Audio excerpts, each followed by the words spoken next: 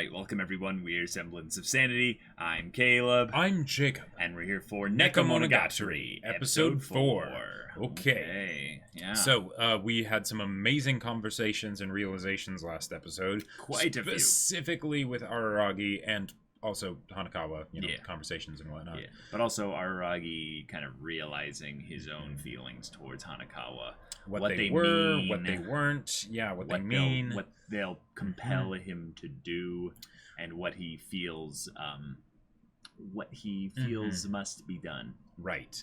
Yeah. Yeah, and how he feels about himself. Yep. In respective relation to that. So I think that we need to maybe consider that things won't be as obvious to Araragi regarding Hanakawa's basically bleeding through into the metal cat here, and it being more something where there's right, because there were still things that there's he didn't a lot get. Across through. Right, there were things that he didn't get still in Bake. Exactly. And needed to have explained to him. Yep. Even though there was a lot that he understood. Yes. So, yeah. So getting I'd say into this kind of progression of things without him fully understanding Hanakawa's situation, because it is definitely still left like way unresolved at the end of Bake. Right. So yeah. Shinobu, I need a hero. I'm holding out for Shinobu till the end of the night. She's gotta be strong, and she's gotta be fast, and she's gotta be larger than life. Maybe. And she's gotta drain out her life. Yeah. Well, yeah, hopefully not the life. But but I mean, in some ways, like Hanakawa is about to, respond to domestic violence with domestic violence. Right. And is going to go finish the job with regards to her parents. Right, so this is probably where it's going to come to that climactic conclusion, which means I'm wearing the wrong shirt. In fact, like even in another way, this is a 31-minute episode that we're getting into here. So probably a big deal. Yeah, just a bit. Looking forward to maybe Araragi piecing together some of the things, though, that Oshino kind of was like pointing at him, being like, "Hey, bro, maybe you should consider these things." Right, and then also and if this is the final episode, which is 31 minutes probably, then how things are going to tie into Bake, because what kind of bow are they going to put on this part? Yeah.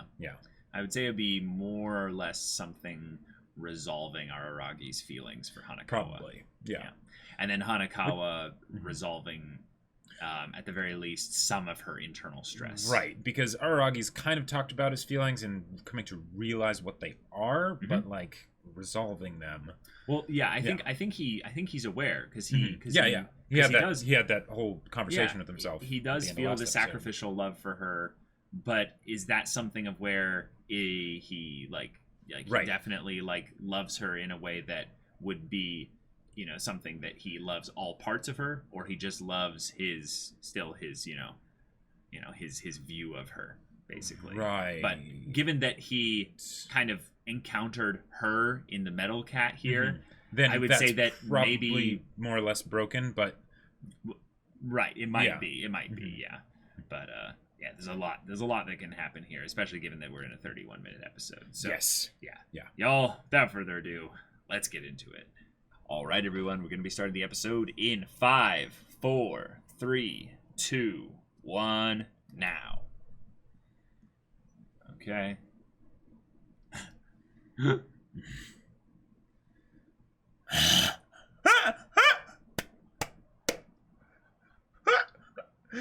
That's amazing.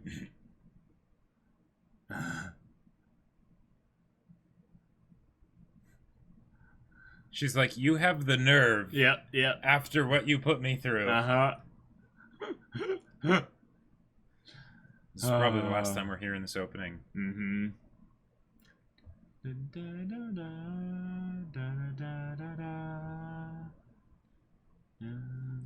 I love the idea of Aragi just spending multiple days and probably bringing several boxes of donuts. Just to be like, hey, can you help me out here?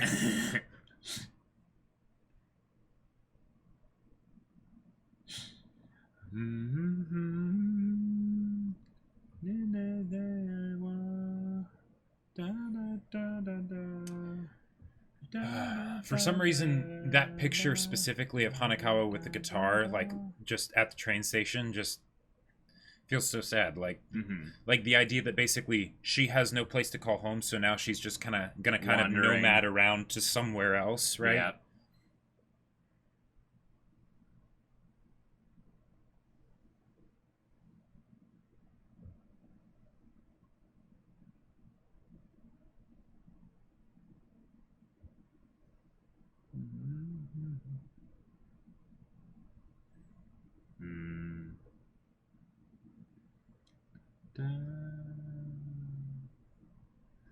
Oh.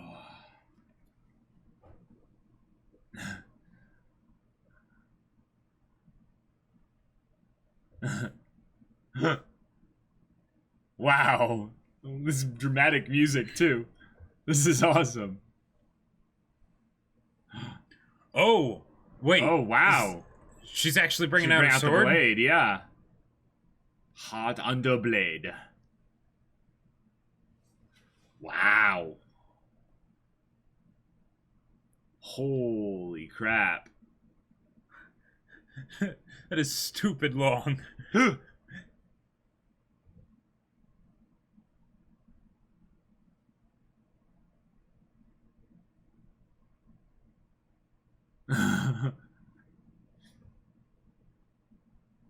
You got a magic item. Well, they're in trouble.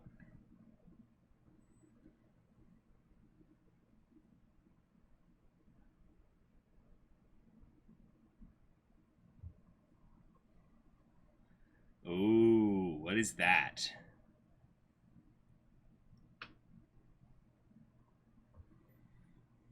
Mm-hmm.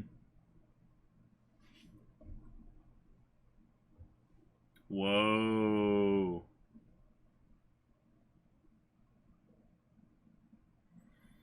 Jeez.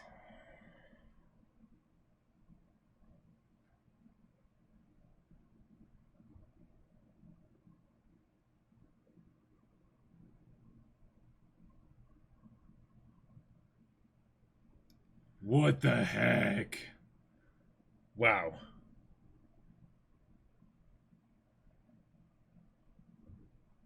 Yeah. Yeah, it's actually scary, yeah.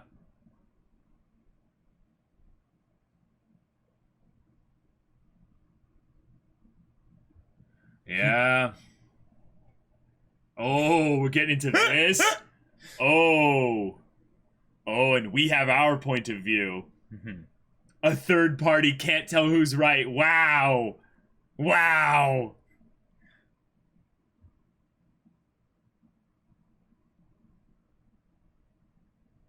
Oh, wow. Circumstances, and they're in a gray-scaled environment. There's only shades of gray. And then the whole Nekokuro black and white. What the heck? Well, and them being on different sides of the tree, you know? It's a tree.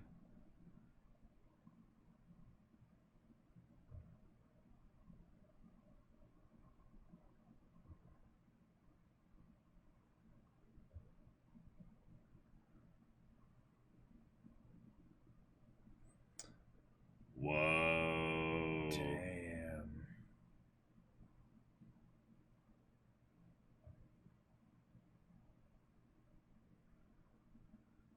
Well, we're not getting into fault. Oh, we are. Oh, okay.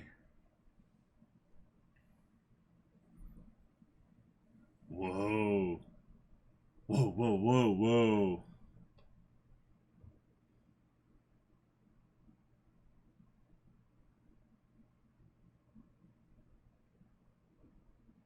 Because she's at the center of it.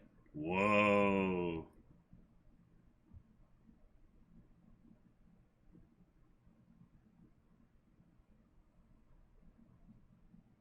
Oh, dang. Wow. Oh. Or is that his worship?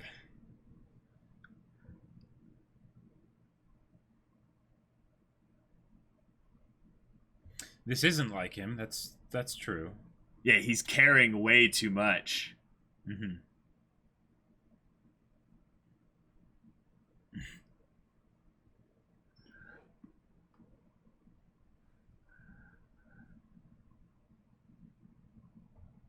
Oh. Okay.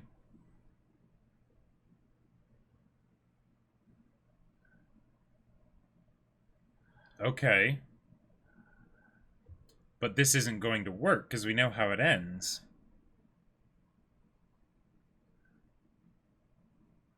As your best friend.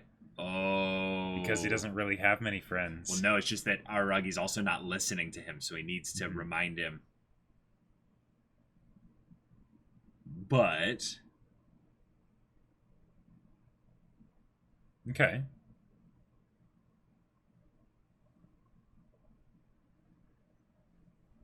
All right. She's already... Yeah. Yeah.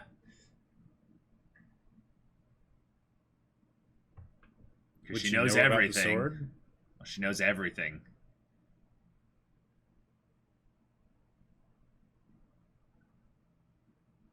A hunch. Oh. More accurately, it's opinion.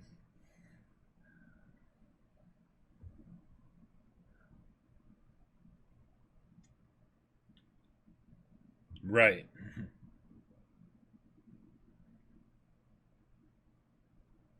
Oh.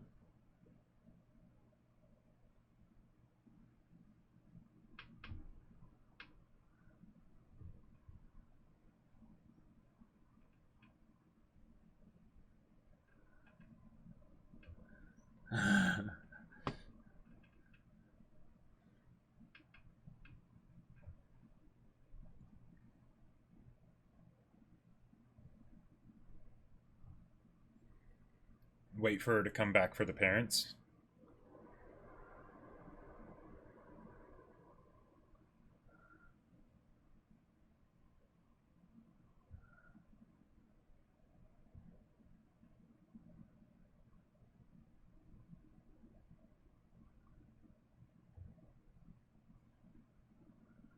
Huh.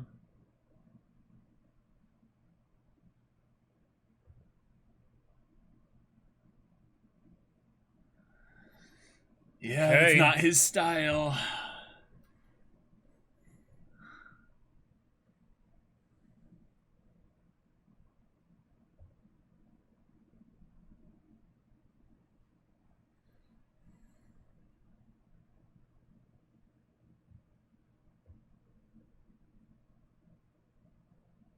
Wow.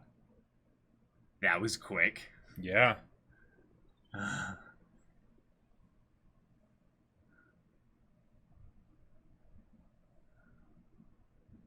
Whoa.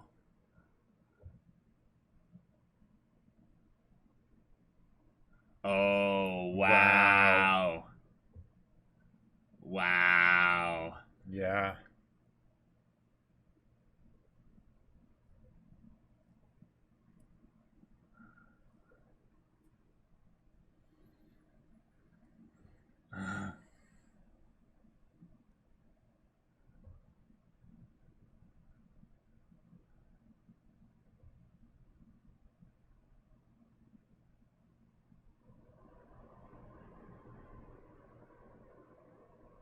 Oh, yeah. Good, good. Good, he's cluing in. Okay.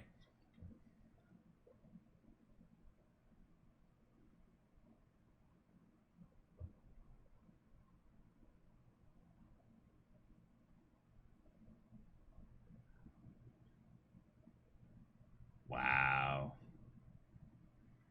Oh. Okay. Okay.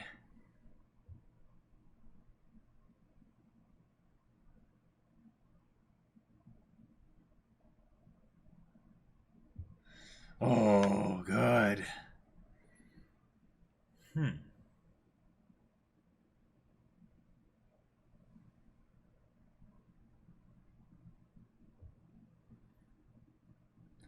because it's the right thing to do. Mm-hmm.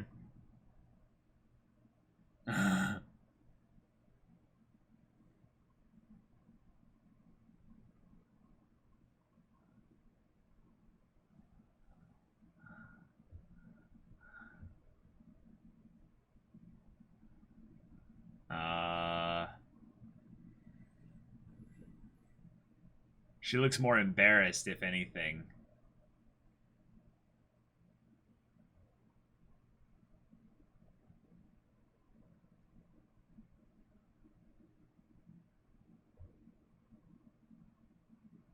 Uh,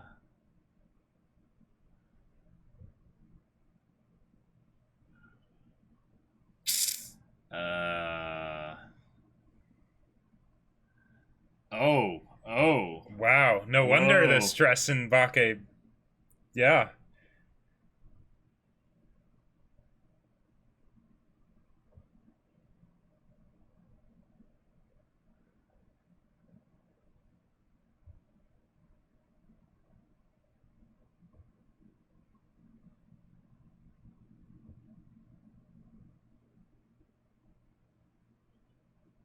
Uh-huh.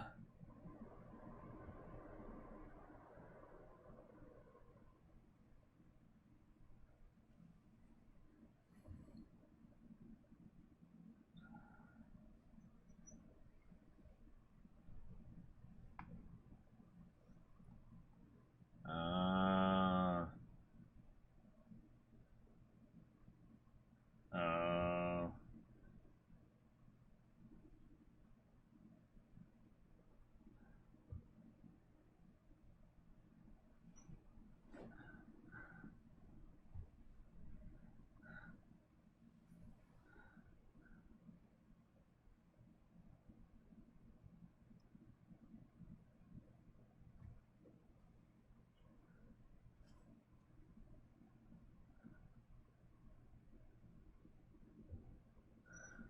Okay.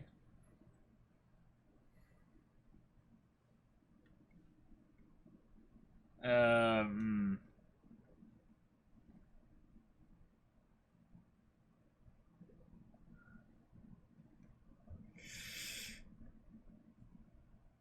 That seems. Ooh. Yeah.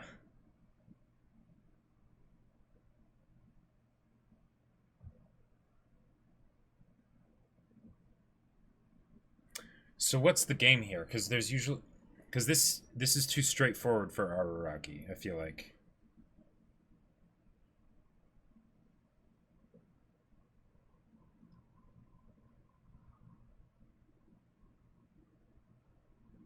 Oh, nice.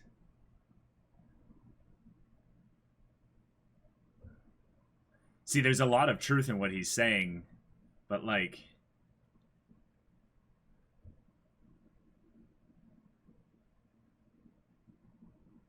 Right. Yeah. He's baiting her.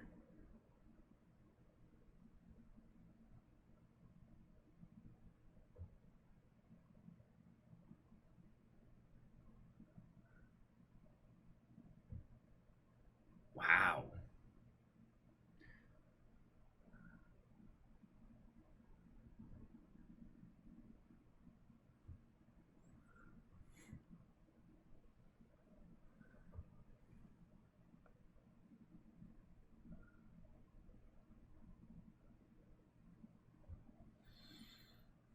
Hmm.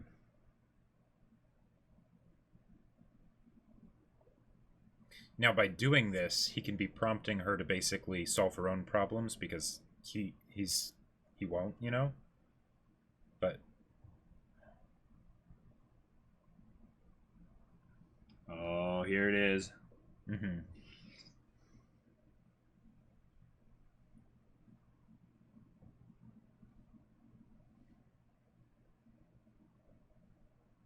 Whoa.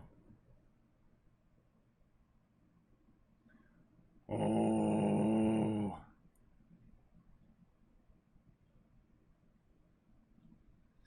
Dang.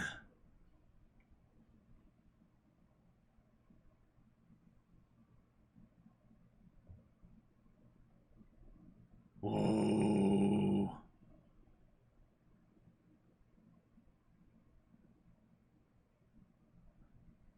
Oh my god. Now it's full cat talk, yeah. Mm-hmm. Now where he's hiding the sword, I have no idea, but...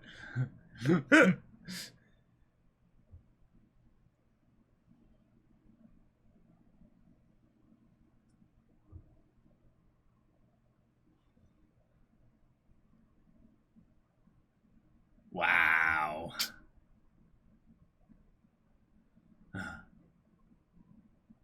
Oh my god. Well...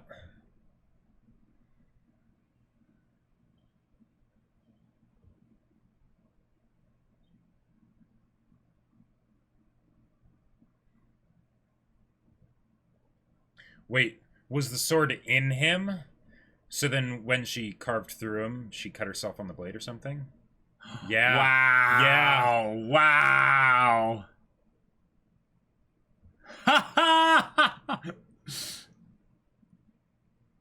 I mean, I think it's still taller than you are, but... Yeah.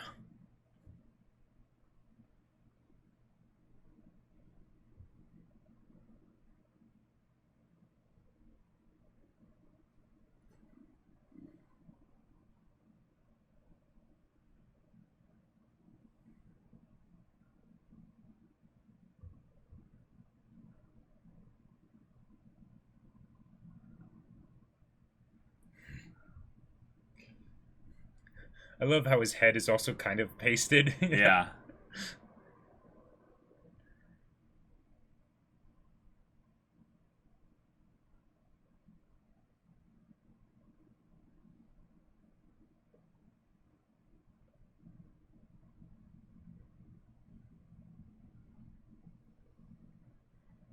Right.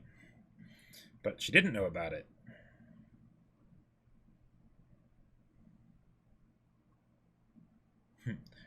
But the thing is, she doesn't know everything.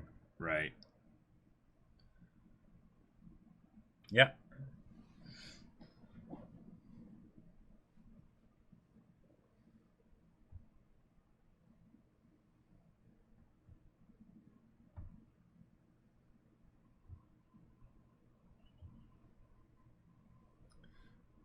Oh.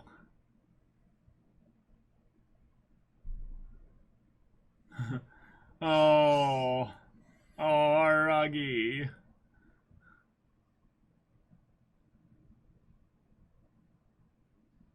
Yeah. Jeez, buddy.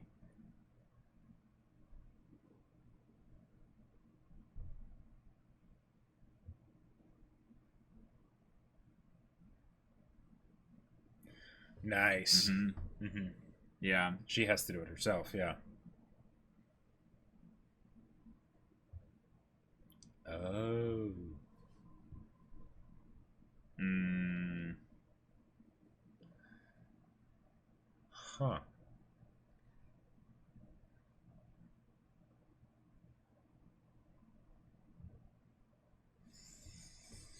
Jeez. Aragi. Yeah.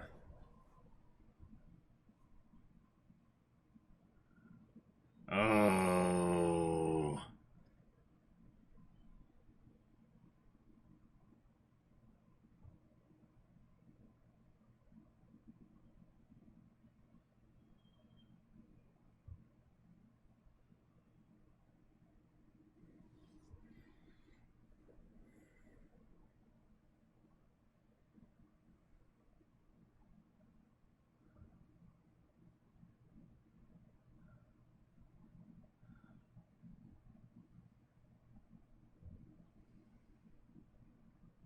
Uh-huh. Right. Yep. Right.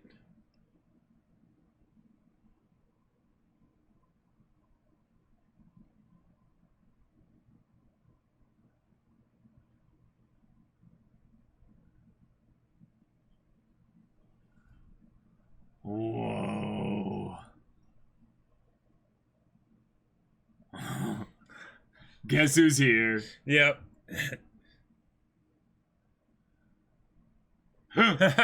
Ha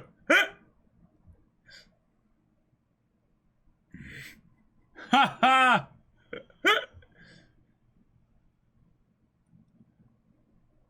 Wow, and then he regenerates.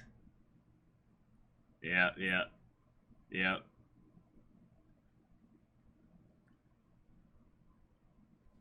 Cool. Oh. And his clothes.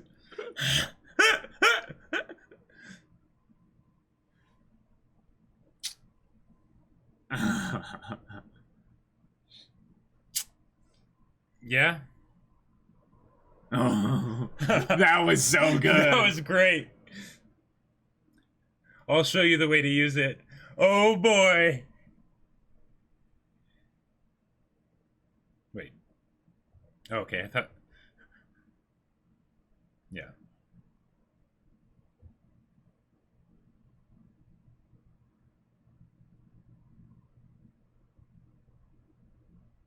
Wow. Nice. Whoa. Nice. Oh.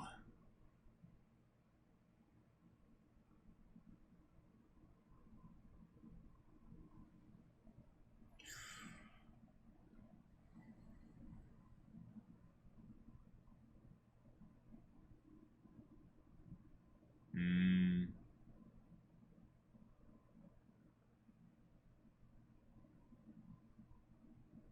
Okay. Wow. All right. Well. Now the guitar that Hanakawa had in the OP. We're seeing so much environment. Like, this is rare for Monogatari. Open areas. Yeah.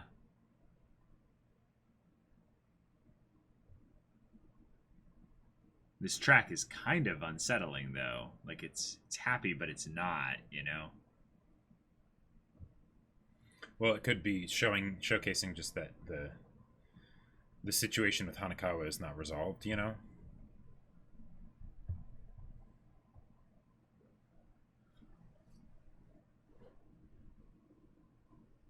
Oh.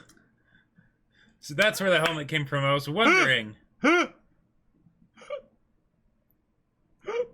So it literally is to protect against head pats. Wow. Wow.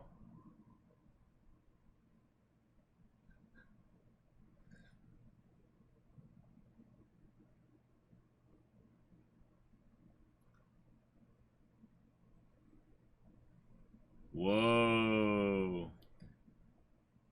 Okay.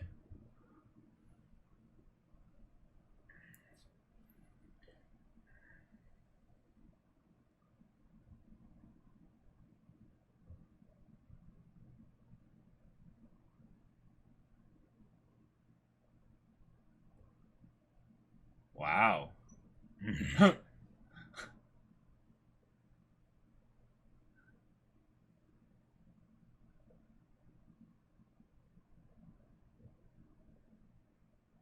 Wait.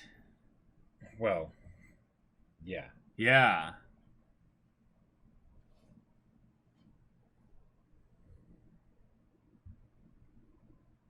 Right. Oh. Okay. Hence, Nekomonogatari Black. Right, right. Hmm.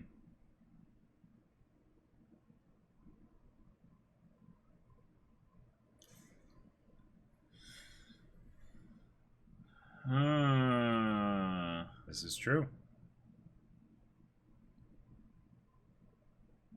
From her point of view, yeah. I could definitely see that. Hmm.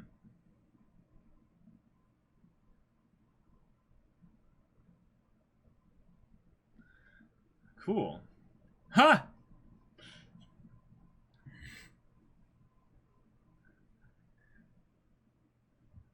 Wow. I mean,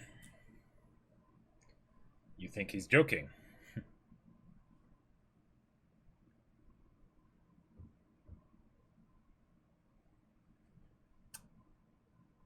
Oh, How was Araragi?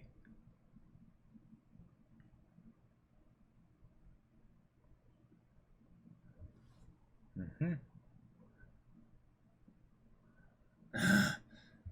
Nice combination of those three things, yeah.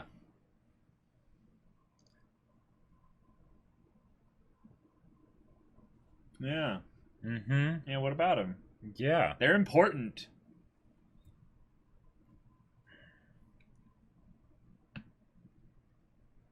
You've died for her now, so...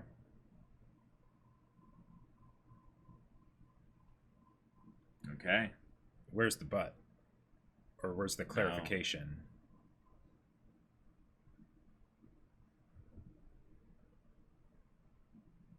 No. Huh.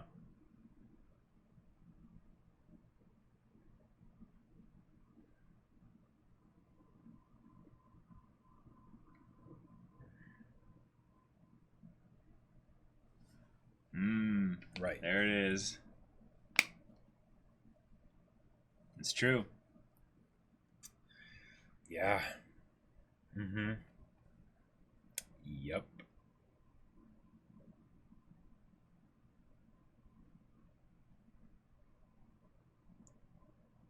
Yep. That's true. That's true. Right. Yep. Oh, they're nice. Nice little pointed jab at Araragi. Mm-hmm. That was good. That was good.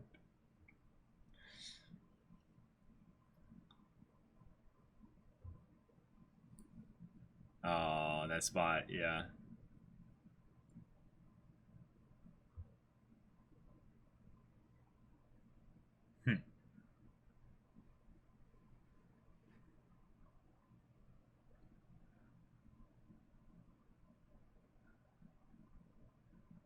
Wow.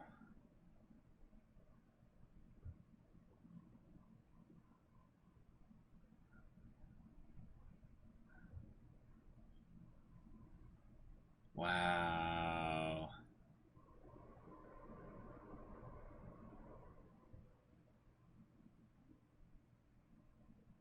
Yeah.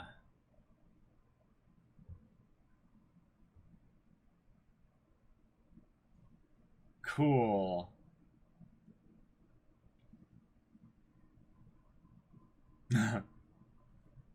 I just understand them better now.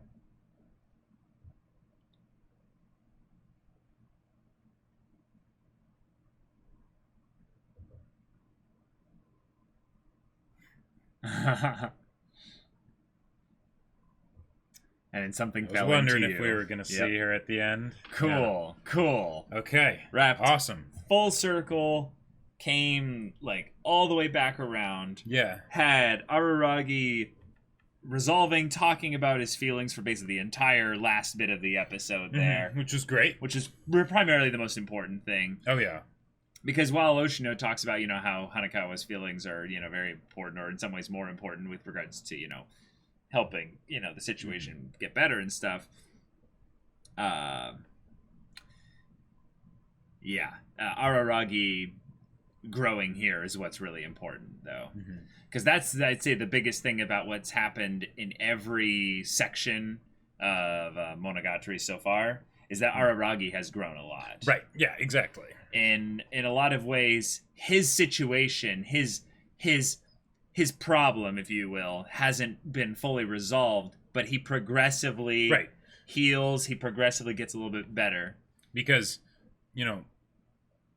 Monogatari, it's his story. It's not, the other characters' stories. Right. They are relevant because they're connected to his story. Right. And then they end up having their own stories because there's interactions. And then we end up having the entire Monogatari thing right there. So, yeah. But, wow. Wow, the end for Hanakawa's little bit here. Whew. Okay, what do we got?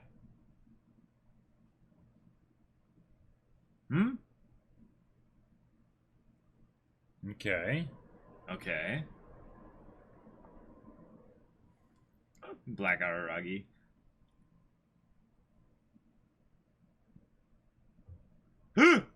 Wow.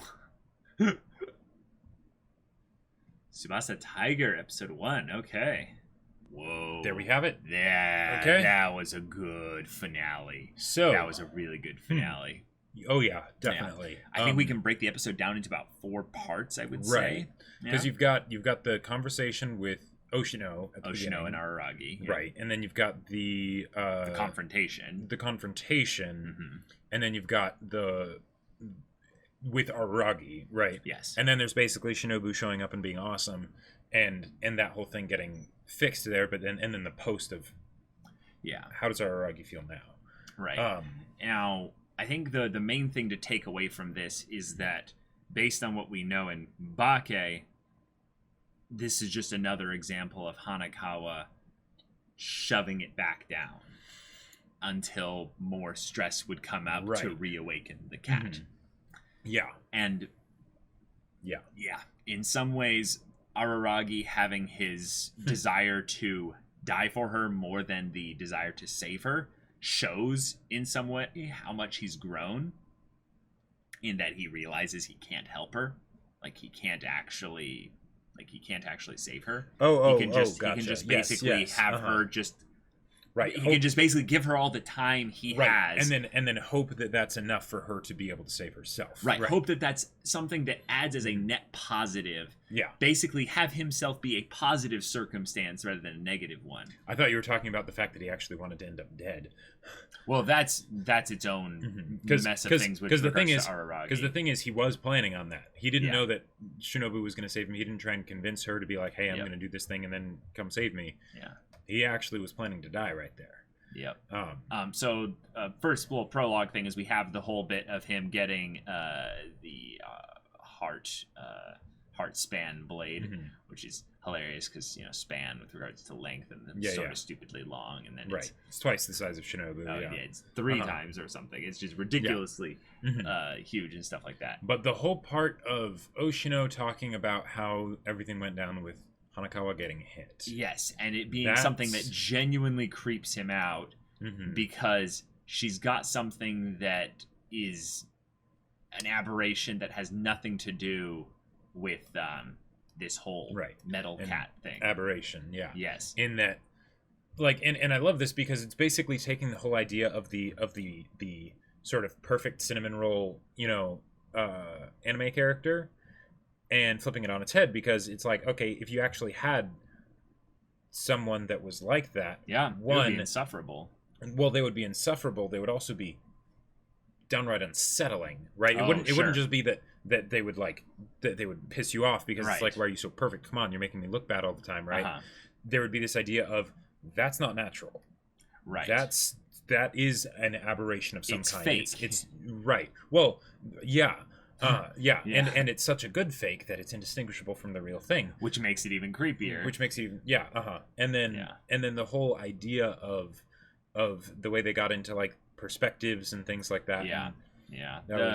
This is the part where basically I felt like the show was basically like, come on, Oshino, like, are you on their side? And it's basically the knee-jerk response of, how dare you say something bad about my waifu? And he's like, hold on, I'm not on anyone's side. I'm right in the middle. You could probably call it the observer's point of view while we're in an anime, y'all. So they're basically saying, you could call it the anime perspectives, the watcher's point of view. Well, but the problem is here, that everyone has their own point of view, but a third party can't even tell who's right. Right.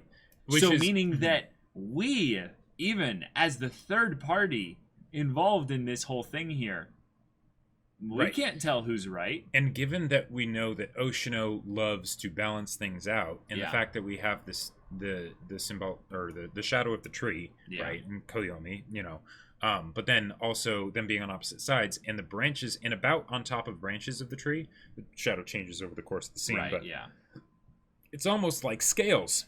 Sure. Right? And they're flat there. They weigh each other out. So the fact that Oshino's saying all this stuff, and he's counterbalancing Araragi, maybe shine some light on where Araragi's at. Yeah. Now, this is the thing that's interesting here, is I was almost going to get, I would say, suckered into this with regards to Araragi, because I have a weird way of looking at this, but he's like, I want to commend them for putting it up with that long without hitting her. And then Aragi's like, but I still can't agree that it's Hanakawa's fault. And then Oshino doubles down and goes, no, it is the class rep's fault. Because if we think about it in terms of causality, just the idea that one helped cause the other. Well, right, but she perpetuates this. And this, I love that he called her the perpetrator in the later parts of the episode by saying that this fake, this facade, this thing that she does is something that she is consciously choosing. It's not something that she can't help. Like, she doesn't have to be this way. Now, the reason for that is, her own psychological issues. But then the idea that he says here, gifted humans must be aware of the effect that gift has on the humans around them. Who's a gifted human that happens to be the main character? All this stuff there. Yep. Okay. All right. I just love the double stuff there. And then the idea that everything about this is irregular, but it all centers around Hanakawa, and she's really the only irregular thing here. Yes, the father is not a good person by any stretch of the words or anything like that. But to call anyone necessarily a good person or a bad person is... How can you make that? Yeah, it's from a limited point of view. You don't have the perfect perspective to judge the circumstances. And then also, Araragi goes like militant, like evil villain look here and is like, don't make me want to kill you for insulting. And then Oshino almost like keeps trolling at him, being like, is that your sympathy for the class rep? He's like, no, not even close. This isn't like you. You couldn't be more wrong, Oshino. This is something else, though. I never feel sympathy for her. A misfortunate girl simply turns me on. I mean, it's kind of funny, but it's also like, wow, that's in some ways that's kind of sad, right? Like, well, I also feel like Araragi is again talking with his whole, like not saying literally what he means, I just want to relieve my sexual frustration. Right, exactly. Like I feel like that almost might be him basically saying to Oshino, you're not going to change my mind, stop trying. Sure. Right. That's a good point. Like, this is what I've decided kind of a thing. And it's interesting because Oshino, you could almost see him as giving Araragi the idea to provoke Hanakawa. So that she attacks him, and like because what he ends up doing is the same thing that Oshino did here, and then Hanakawa does actually attack him, and that's all part of the plan, right? Right. Yeah. There's a bit here. Yeah, he says, I have nothing to tell you as a specialist, but as your best friend, Araragi-kun, I have some warnings for you. Now, here's the thing. I don't think it's presumptuous, actually, of Oshino to say that. He's his best friend, yeah. Yeah, because let's examine Araragi in this situation here. Yep. Who are his other friends? Shinobu and Hanakawa. And Shinobu is definitely not his friend. Shinobu is definitely not his friend. Definitely not his friend. And let's be real here. Hanakawa's not either. Not either. I would say in a lot of ways, Hanakawa is someone that shared an experience with him, so they have a connection. But in terms of where they're at right at this moment... Right. And even then, I almost might say that they weren't friends before that. They are. But the thing is that I almost feel like in their situation, they had the witty banter and flirtatiousness and things like that, and their interactions, which were great. But I don't know. I just don't judge the value based on I think it's easier to say that they are friends based on the fact that they've had some positive associations with her and each other, and that when he calls basically for a vampire's attacking me, she rushes over in 30 minutes. I think the assumption is that yes, she's your friend, sure, but I'm actually your best friend because I'm the one that actually genuinely cares about you. Like, him giving him these warnings here is more than just the you could die kind of thing. It's basically saying I kind of want to think about what happens not just before the encounter but after the encounter. Sure. And I'm guessing Oshino, I mean, he's a perceptive guy. He probably has a good enough read on Araragi to know where Araragi's at. The fact that Araragi's thing that he not only is the first idea that he comes up with, but what he actually wants to do is specifically die. That's kind of a big deal. And in a lot of ways, I almost feel like they might have a more like when compared to the relationship between Hanakawa and Araragi, they have like a more honest relationship in a sense, because they're upfront with each other, right? Like they talk with each other about how they think without really filtering things. Because this here was kind of, it was like half Oshino basically being like the like giving the tough love kind of a thing, but then also potentially saying things in a slightly different way than he maybe thinks, to get Araragi to basically rattle Araragi, to hopefully get him to think about it too. That's a great point. I think that succeeded in some ways here. Now obviously it didn't change too much his perceptions of Hanakawa, which is something that I wanted to bring up. Remember how in the previous episode or whatever, they were talking about expectations and how burdensome they can be on someone here? We jump ahead a bit and we go to the whole confrontation. The fact that she like showed up there in 30 minutes and he noticed the niao part. And I just completely didn't notice at forgot. all. Yeah, like there was a part where I was like, wait, this feels different. Like I was like, something's what's wrong. What's off? But then he mentions it and I'm like, oh yeah, that's right. And the way he just kind of points at her and goes Hanakawa, and just calls her out, and she's just like, I see, or should I say I see niao, you know.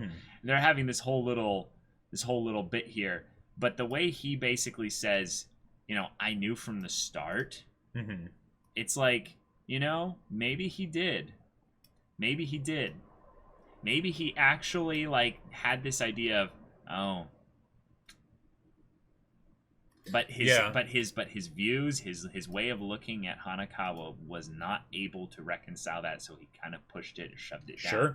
And basically he just used logic here and figured out, it's you, and used this test to just solidify his hypothesis. Right. And then the stuff that he says later, it's funny because it's almost like he's like cursing Hanakawa. Like, I know. Like, this is what you like, you know, this is your fate kind of a thing, which is funny because like it almost feels like it almost not quite, but almost feels like something that a therapist would say.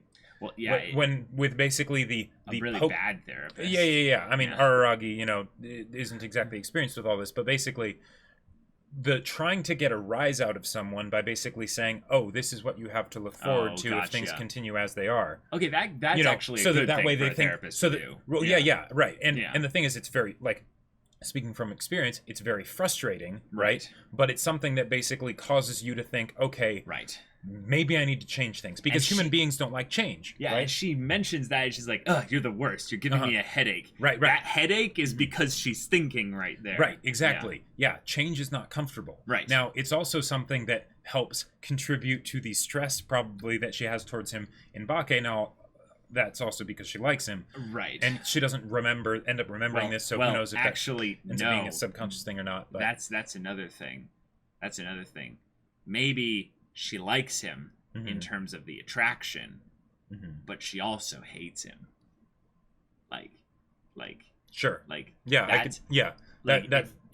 if we take, I'd say, his things as being that he is one, understanding, because there's a couple ways to look at this. There's one, that he is understanding of her situation in a way that he knows that when he says these things that are in contention with her, that there's a contention within her inner self. So like saying that like, you're so kind that you're tired of life, you're kind and you're really strong, all these positive things that she doesn't believe about herself, and then saying basically because she's faking it, right, basically. and then taking those positive things and talking about how they're a negative, right, which is good, it's really good, because it's giving her potentially more awareness of the kinds of things that Oshino was talking about, but also by framing it in a negative, because Hanakawa probably has all kinds of self-hatred and all kinds of complicated stuff stirring around on the inside, that basically potentially could get it to pierce through the armor. Sure. Because then she will be more willing to accept those things, but then it's a, how dare you say those things about me? How dare you echo those things that I tell myself, right?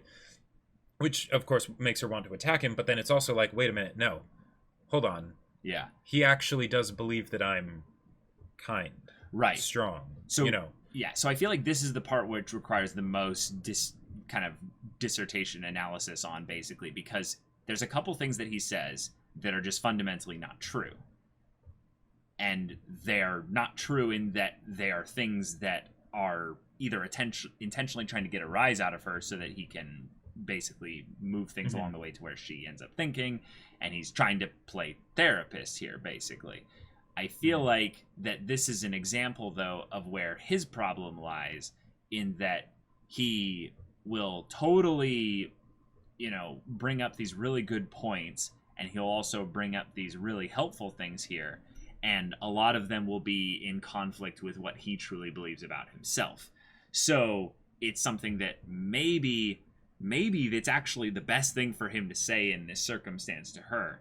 But I don't know if she's at that point where she sees it as being all hypocritical, or if she's too self-focused because of her survival stress problems and stuff that she doesn't look that deep into. And also, like, one of the things that I love here is that a lot of the stuff that he said, it's specifically based around the idea that she has no will, right? That she has no choice in the matter, right? It's all something that happens because it's her nature. It's, whatever, right? All this stuff. Right, and he calls that into question. Right, and by doing it in this aggressive way, and, like he's cursing her or something, she rages against that. Right. Which causes, because of how he's saying it and stuff, and a lot of the things that he's saying, which means that she's raging against the idea that she can't fix her problem. Right. Well done. The won't you feel any sympathy for me, after he goes and then mentions all the things that are these horrible things and stuff like that, and he's just basically saying, no, you have bad luck, you're misfortunate and stuff. And basically the worst thing you tell to someone that's dealing with some kind of psychological stress and stuff like this is but who cares? It doesn't matter. You don't have to suffer just because you're misfortunate. Even if bad things happen, just be happy. Yeah. Which is like that line, and they show right there. They show Shinobu. Yeah. They show Shinobu. Yeah. Yeah. Even when we're done talking, you'll go back home as if nothing ever happened. He starts going into you statements. Right. You'll go back home to your parents. And you just got out of the hospital and go back to the same life you always had. You'll never reach an understanding with your parents. And he's basically saying, and the thing is that this is something, when those statements are made, that can be very dangerous, because if the person doesn't have the fight in them, they might just accept it, right? Kind of a thing. But this is literally the stage of Hanakawa where she's saying, I'm done just accepting things. I'm going to fight and basically take off that filter on doing what's proper, right? Right. And usually, if you, like, even if someone agrees with you, if you make a you statement that basically says, I know you better than you know you, right, they will fight against it. They'll and reject they will reject it, even if it's something they actually believe, right? So this whole thing of don't use it, he basically simplifies it here. He says, don't use the cat as an excuse, don't use the aberration as a pretext, don't use misfortune as a platform for growth, which I love that line. And it says, if you do, you'll end up hurting yourself again. And this is the big part. Then here he goes, aberrations don't actually exist. They're complete lies. Now, I think he was building up towards this crescendo the whole time here, as he's bringing up all this stuff, as it doesn't matter. And then he basically drops the bomb. That's the true bomb. It's the true bomb, I'd say, in a lot of this, in that the aberration doesn't exist. The whole thing about this has been, we're like, the metal cat, but it's actually, no, it's Hanakawa. It's all Hanakawa. This is all Hanakawa relieving her stress. Yes, there's the aspect of all the that gives her the physical capabilities to relieve the stress in these ways. But if we think about what actually is the mental issue going on here, that doesn't exist. Right. None of it is even real. It's all a lie. It's all something that she's conveniently using as an excuse to basically violently take out her stress on other people. And now, this is, I think, where Araragi is a genius, is that by denying her reality and basically saying that, no, none of that is real, he's, like you're saying, invalidating in a way that makes her fight back the problems that she's going through as being valid. But he's actually aware that her problems are valid, probably because of how much he understands the situation she's in. Maybe it's kind of similar to the situation he's in.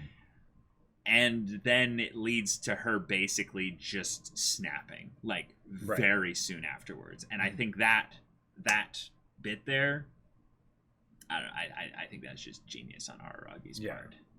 The line of the "don't use misfortune as a platform for growth," that's one that, like, I'm kind of torn on that one, because on the one hand, like, she has been doing that, and she's done a very good job of that, and there's nothing inherently wrong with doing that. Is, you know, it's taking a bad situation, making something good out of it. That should be wonderful, right? But then there's what he says after that, which is if you do, you'll end up hurting yourself again. The idea that it's like, I'm not telling you not to do that because it's wrong, or because, you know, it will, you know, you're being too good of a person for the, you know, people around you or whatever. He's just thinking about the very simple pain aspect of doing that. Yeah. Like, you've already done that plenty. Just don't do that anymore. Yeah. And then I loved if you want to relieve your stress, I'll take all of it in for you. I'll touch your boobs all you want. I'll stare at your underwear all the time. So hang in there. I'll make as much time for you as you need. And then we show this tree, Araragi, basically blooming with light. And it's just like, that's his balm, basically giving towards the end of this really painful, you know, it's kind of that whole hero sandwich thing. You put the funny part in the beginning, you sandwich the stuff that's really important, then you put something else at the end of it here. Is that smile by doing this, he's communicating, one, just how much he cares, which is huge. But more importantly, he's putting that after all the stuff that will make her hate his guts. And this is basically his statement of, I'll be the hero. I'll rescue you. But he puts it after that, so that no. She absolutely does not want that. And he makes sure that she doesn't want that. And that, in fact, she will respond so violently to him saying that, that it's a way of her kind of cementing in herself, even if she ends up forgetting all of this, that she will solve her own problem. Right. So then she's all like, you know, you'll become a star, but you won't become a hero. And he's like, I won't even become a star. All I can become is a vampire. So you won't become a hero. You won't. I've always had the feeling you actually hate me, Araragi-kun.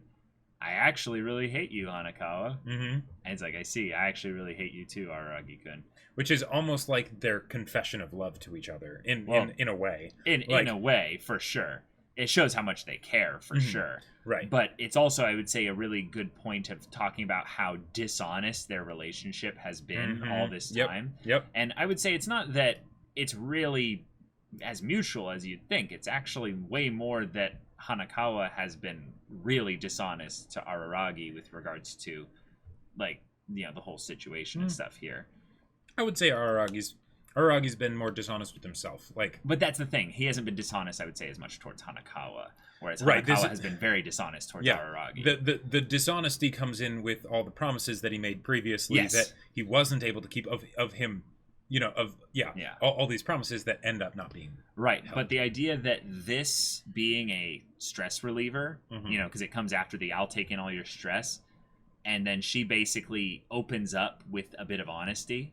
Right after he's saying you won't become a hero, she's basically starting to save herself here by saying, I've always had the feeling you actually hate me, Araragi-kun, which is basically like, I'm dealing with this headache because you're actually making me think about this here.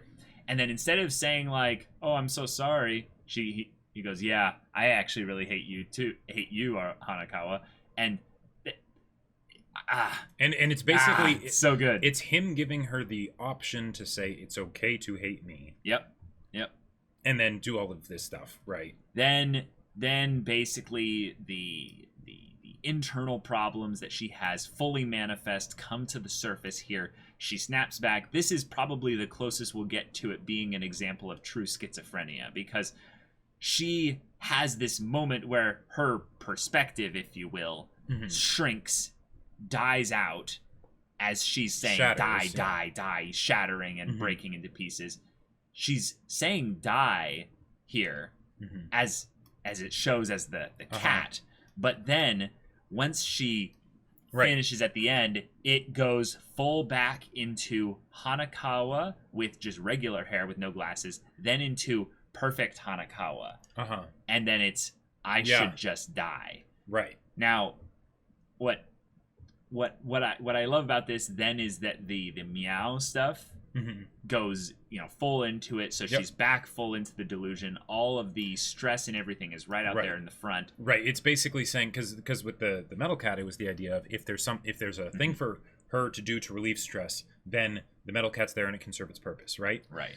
But, it wasn't needed at this point. But now, suddenly it has something to target. And because of the way Araragi phrased everything and all of that stuff, it's like she's targeting herself as well as Araragi, right? Right, because this is Hanakawa. Right, and that could be seen as the culmination of all the worst aspects of her self-hatred and actually being a negative thing, or that she's acknowledging it and potentially dealing with it and sort of destroying it, right? And she pulverizes Top him. Half removed off. And he puts the sword in himself. He puts the sword in himself. Yeah.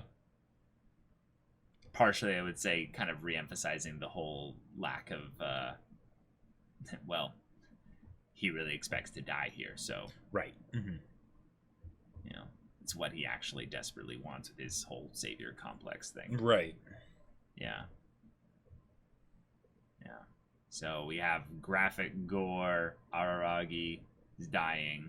Mm-hmm. Looks like you don't actually know everything. That was fantastic. Yep, I'm so glad. Don't act like you know everything and just give up. That's right. That's beautiful. Yep. Don't say that you should just die. There are plenty of things you don't know about. And here's the thing. The fact that Araragi said those things, it's absolutely fantastic for Hanakawa. It's also perfect for Araragi. He is talking from experience here, right? Yeah. And now the whole thing of the just say, I don't know everything, I just know what I know, like you always do. And that's back into, talking to Hanakawa and about Hanakawa specifically. But right. Yeah. Which is funny because that goes to show even more so of how much of a fake Araragi is, because he's saying all this stuff about don't give up when he's basically like, I want to give up. Right, and I am giving up here. I am giving up, Like I'm giving up in a way that hopefully will make things better for someone else, because I can't bear to live anymore. Yeah. Maybe by doing this I will be, making my worthless self mean something and positive. Yeah, because what was earlier? What was the thing you said about the whole thing of it's not like I wanted to save you, Hanakawa. It's even if it's pointless and worthless, I just want to die for your sake. Yep. And then as he's about to die, basically, she starts transforming. Right. Going like full fur, like on everything here, and it's like something else. So there's like a convulsion of like this pain that Hanakawa is experiencing, eating her up from the inside because she can't shove it down any further. Well, it's now all out there on display. One thing you could say potentially is that what Araragi said triggered something. Right. The metal cat is based around stress and needing to relieve stress. And it suddenly got a lot worse. Right? Yeah. Araragi was basically saying that I don't think I deserve to live. I'm worthless. Right? And that makes Hanakawa freak out. Yeah. Totally. That makes Hanakawa get super stressed out because, like, come on, you think you're worthless? Like, and there you go. How do you think I feel? Yep. And you're telling me to do all this to keep fighting and and all that stuff. Like, no, there's, yeah.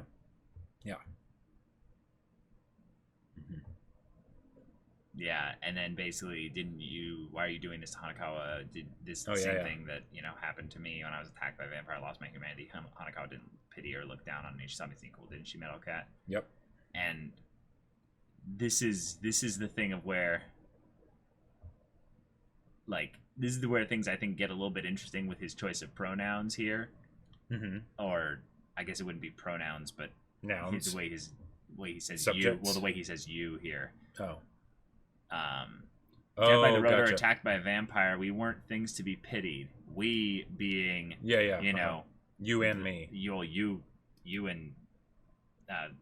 and me being basically like me being, piece of garbage, right? Apparently, and you, the cat, being something just left in there. Yeah. But it says, didn't you fall in love with Hanakawa because of that? Yep. Wait, who's you in this instance here, Araragi? Right. Yeah. Who's you in this instance, Araragi? Well, right, because here he thinks he's gonna die, so this is kind of him getting all of that out there, like anything that he wanted to say but didn't. Right. Yeah. But I just find it interesting that the following up with didn't you fall in love with Hanakawa because of that? So stop hurting Hanakawa like that? Yeah. Wait a minute. Yep. Yeah. Oh yeah. Yeah. Then he it's basically like he can't bear this anymore. Stop, please stop. And then suddenly Shinobu appears. How stupid are you, servant? Yeah. Of course the machine will be damaged if you rip the plug from its socket. And it's still making me laugh. It's amazing. She regenerates him. But I love also how she gives him the line of, as usual, you only see what's directly in front of your face, servant. And then the scowl with the fool. Fool, yes. Yes. Right. Well, and it's great because she's basically saying you only see what's directly in front of your face, right? You only see how you can help this person directly in front of your face, Hanakawa, right? You see yourself as worthless and you're doing all these things. Did you forget about how you already saved someone else? Sure. And in fact, you cursed me to live, right? Yep. So, yeah. But the whole, is this okay? Is this okay, Hanakawa? We're all worthless and so misfortunate. We'll be that way all our lives. Is that okay? Well, basically, just the idea that he's basically at this vulnerable place now because he didn't die to save her here. He has to now live with this. Right. In that he's caused Hanakawa a lot of pain in a lot of ways. Now, he's going to continue experiencing pain. Yeah. This whole thing here of we're also worthless and misfortunate. We'll never be able to make it right. We'll never be rewarded. You remember the ED? I don't want to be saved. I don't want to be rewarded. Yeah, it's that's Araragi now. Yeah, which is great because it means that way all our lives. Which makes it so that what Shinobu did is one, saving him because she cares about him, sure, right? But it could also be seen as a form of like revenge, like sure, yeah, this is what you did to me. Yep, I'm gonna force you to suck it live. up. Yeah. Yep. I mean, not literally. Yeah, she's the one that does the sucking, right? But, you know. But I love that Hanakawa gives the of course not, right? Because it's basically saying, and that's all she needed to say. Well, right? Because what he's basically saying is, since we're in this together, right? Since we're not so different, you and I. Yeah. Are you? Whatever you say here, you're also saying to me. So what are you gonna say? And she says, with a smile on her face, of course not. Right. Yeah. Like she's finally is like, yeah, okay. Yeah. That's the best part about Hanakawa is her desire to change things and her desire to actively take a role in that. Not her knowing everything or her being so kind or all those other things, because a lot of that is all false. It's just the fact that she will aggressively, maybe even in a lot of ways, like Araragi, make efforts to bring about change. Like blackmailing Senjigahara in Nisei. Yeah.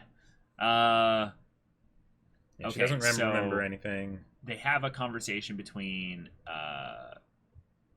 Oshino and stuff. He gives her the name Black Hanakawa. Aragi's like, that name sucks. Yep. We go through this whole thing here. Right. But this is the interesting thing, is that it basically says, it seems that though class rep's consciousness had been restored after she energy drained her parents, you could say that her wish was fulfilled as soon as that happened. And he says her wish. And she says, but she reverted back soon after. Right. Foreshadowing that him, basically. Yeah. And also in the future, what's going to happen. Exactly. Yep. Or rather, the class rep wanted it so strongly that she drew the cat back into herself as it tried to leave her. Right. Meaning that she wanted this. Oh, yeah, absolutely. She wanted this badly. Because she understands that this is something that she needs to do, even though she can't fully bring herself to do it under the regular circumstances. So, in some ways, this is Hanakawa seeking growth. Yeah. Because even if it's using the guise of this entity, right? But what did Araragi say? Don't use misfortune as a platform for growth.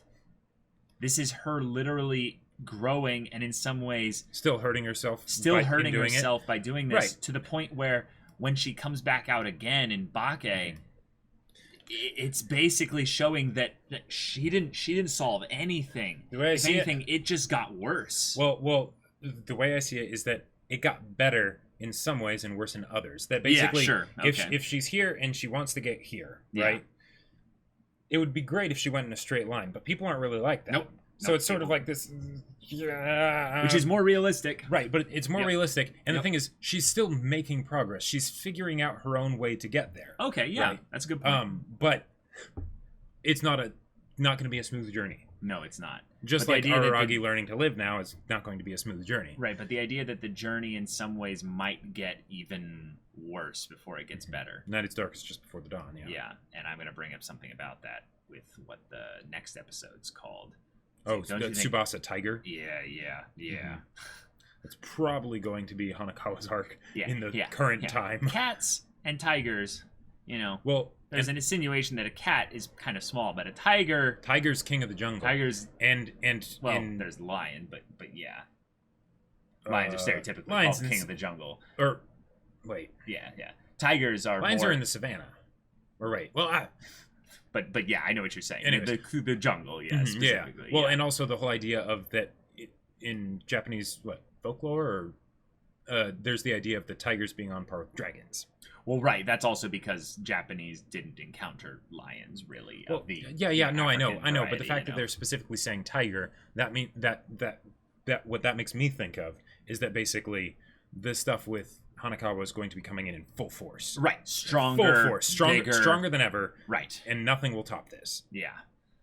The whole just marry her then joke, though, like, that's something that I don't think is 100% a joke. No. Because I think that once he's looking at this here, he's basically saying that's a terrible joke. I think it's a good idea. It's a fair trade. The idea that there's still an unequal kind of imbalance, and Oshino is proposing, pun intended, this way to balance things out. It's like, oh. Yep. Oh.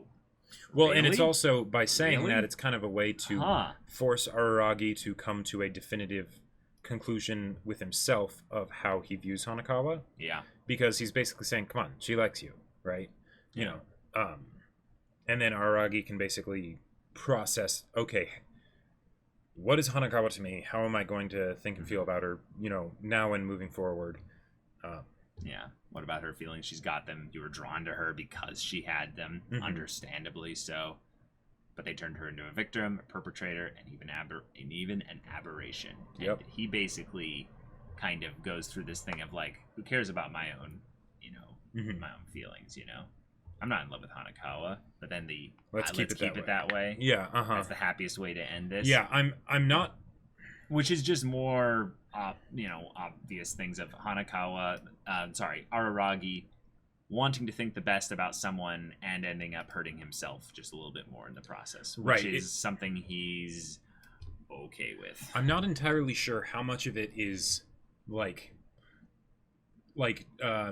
sincere, but basically if there's any of it that is Araragi doing the same kind of thing that Hanakawa does, right? Because this is still early on in Araragi's journey. Yeah. And while the reasoning behind the whole idea of like, okay, I didn't love her, but I fell out of love with her, even though I wasn't in love with her. Like the whole idea of this rampant infatuation or whatever you want to call it, was like this, and he didn't, and he didn't truly understand it himself, and all of that because he's young, and this is his first time he's ever really cared about someone like this, outside of his family like this. Yeah. That's something where he's like, okay, almost like kind of backing out of it and being like, all right, next time I'll do it right, kind of a thing. Like not with Hanakawa. Yeah. The idea though that she doesn't remember all of this, is a big explanation as to why she acts the way she does. Yes. And also a big idea as to why maybe Araragi thought things were going to be okay. But here's the thing that's it's a little bit interesting here. I want to posit a theory. The idea that this was Hanakawa this whole time here. But because of... Is she all right? He says, yeah, she's fine. The class rep doesn't remember a thing about what happened during Golden Week. All her memories of being Black Hanakawa are completely gone. Right, so this entire arc. Right. Now, here's the thing, like, will they come back at any point? I could see that happening. I could definitely see that happening too.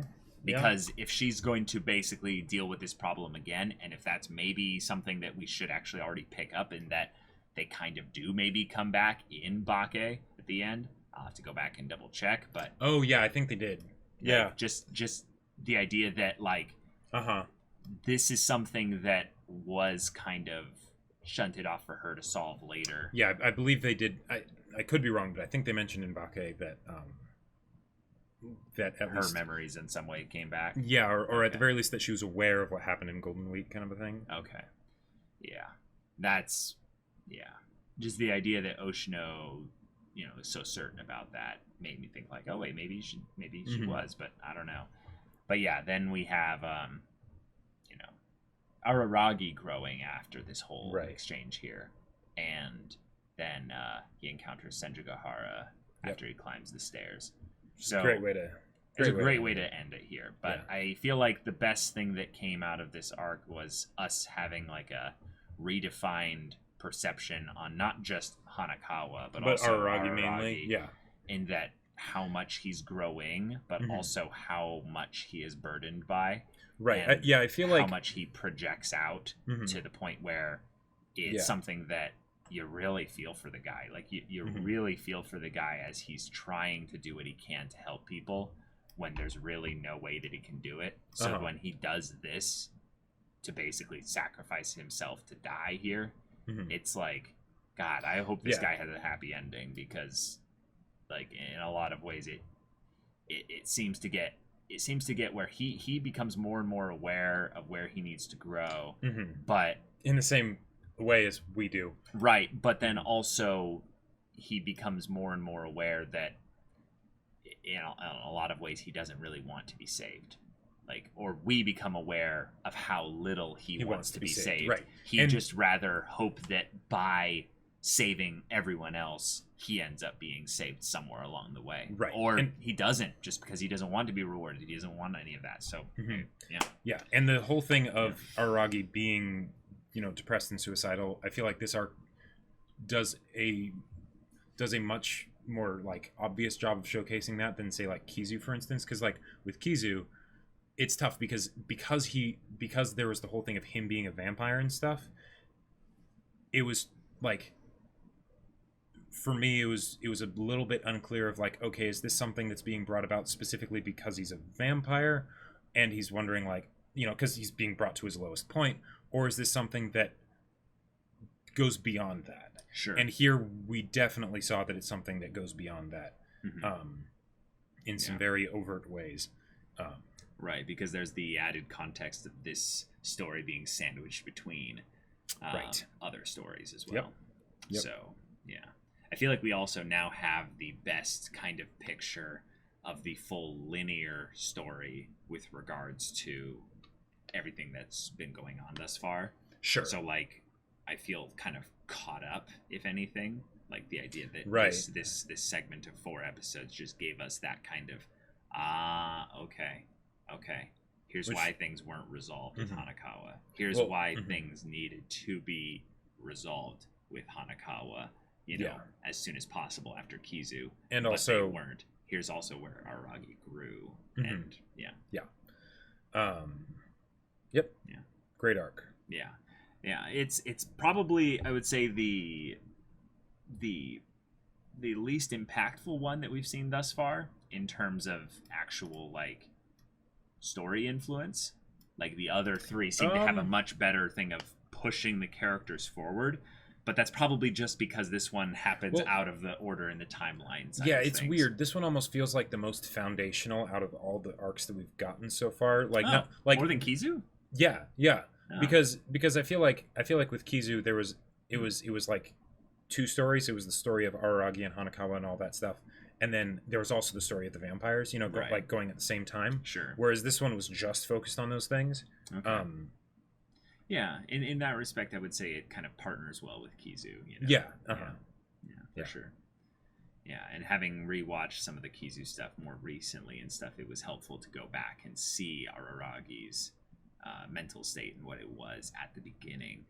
and how that leads into stuff like this, where we're then dealing with more personal Hanakawa Araragi only centric no vampires here. Well, yeah, there was one. One very specific one that found her love for donuts and for not getting head patted. Right, yes. She has her anti-head pat helmet. I'm so glad that they bridged that connection, because I was actually wondering, like at the beginning of this episode, I was like, wait a minute. I don't think we've ever seen Shoba with that helmet again, which is then great additional insight onto why she doesn't have it later, like in Nisei, for instance, because she doesn't need it anymore. She's taking off the barriers, right? She's being vulnerable. And the fact that apparently my guess of like, it's for protecting against head pats is actually kind of right. Yeah, kind of. Yeah. Yeah. There Weird you go. And hilarious, but yeah. Yeah. So, y'all, thank you so much for watching this episode's reaction and discussion. If you want to see the next episode's reaction and discussion right now, go check out the link in the description below for our Patreon. You can get on early access there, and any level support gets you access to our Discord, where you can chat with us about this story, about anime in general. You can chat with the community about Monogatari. You can get involved with the community events and games that are got going on there. You can also talk with Jacob about his book. Yes, my sci-fi novel Battle Lines is still available for order on Amazon. The link is in the description below, so go check it out. Yeah, so if any of that interests you, we'll see you there. But until then, we're Semblance of Sanity. I'm Caleb. I'm Jacob. And we'll see you all next time.